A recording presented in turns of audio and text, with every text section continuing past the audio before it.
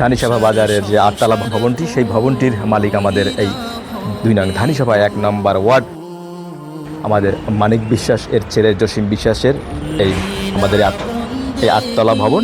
আমি তার উপরে রয়েছি দাঁড়িয়ে, এবং আপনাদেরকে দেখাবার উদ্দেশ্য হচ্ছে এই 8তলা ভবন থেকে কত মনোরম দৃশ্যটি ধারণ করা যায় এবং দেখা যায়।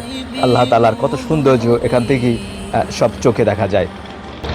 আপনারা দেখতে পাচ্ছেন আমাদের সাভা মাধ্যমিক বিদ্যালয়টি, এবং সাভা মাধ্যমিক বিদ্যালয়ের পিছনে আরেকটি ভবন যে নির্মিত, সেটা আমরা দেখতে পাচ্ছি।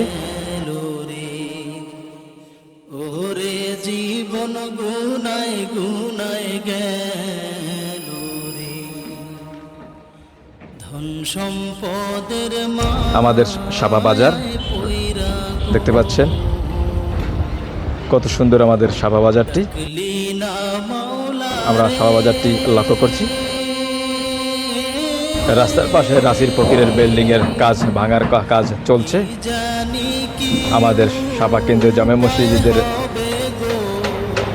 মাইক দেখতে পাচ্ছেন, বাস চলে যাচ্ছে।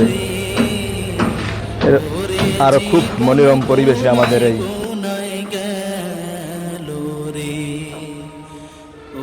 আটতলা ভবনে উঠে আল্লাহ তাআলার খুব সৌন্দর্য উপভোগ করলাম। এই খালে দেবীপুর চলে গেছে, এবং এই খালটি চলে গেছে একেবারে আমাদের ভাঙ্গাপোলের দিকে। এই যে হলো গুলবনিয়া ব্রিজের ওপরের যে বিল্ডিংগুলো আপনারা দেখতে পাচ্ছেন,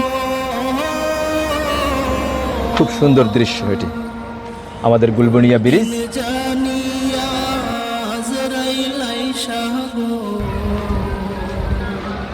আমাদের সাফা ডিগ্রি কলেজের যে আপনারা গ্রামীণ টাওয়ারটি দেখতে পাচ্ছেন, ওটি আমাদের সাফা ডিগ্রি কলেজের সামনে পাশে যে আপনার গ্রামীণ টাওয়ারটি।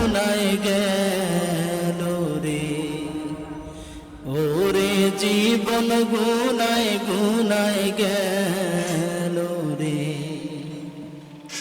বাড়ির পাশে কবর ঘরে।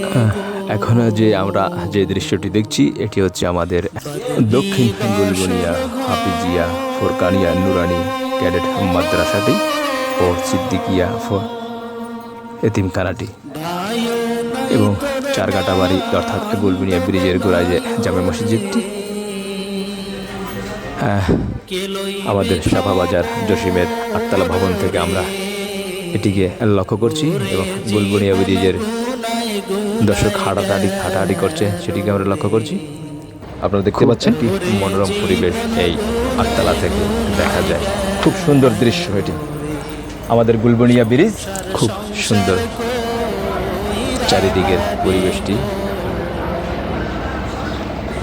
কেমন জানি মনে হয় উন্মুক্ত বাতাস আমার গায়ে লেগে। 8তলা ভবন থেকে মনোরম পরিবেশ দেখা যায়। এই যে আপনার খালপাড়ে যে অবদাটি, এই অবদাটি আমরা দেখতে পাচ্ছি। অবদার পাশেই রয়েছে আমাদের এই ক্যাডেট মাদ্রাসাটি, এবং এই গুলবনিয়া চারঘাটা জামে মসজিদ।